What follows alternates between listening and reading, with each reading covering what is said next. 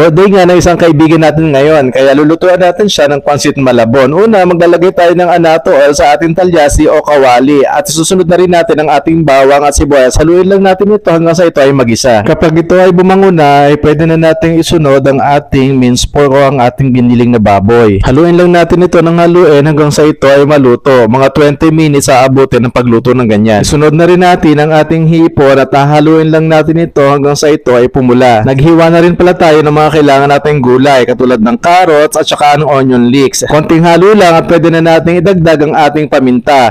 Pwede na rin tayo maglagay ng mga cooking granules, bahala na kayo kung anong gagamitin ninyo. At pwede nyo na rin ilagay ang ating pechay Tagalog. Pwede rin kayong gumamit ng pechay Baguio. Bahala na kayong pumili kung anong gusto nyo. At 2 minutes lang ay pwede na nating hanguin. Huwag na natin hugasan, dyan na tayo maglalagay ng tubig para sa ating noodles. Ilagay na rin natin ang ating shrimp cubes at habang pinapakulo natin ito, pwede na nating isangag ang ating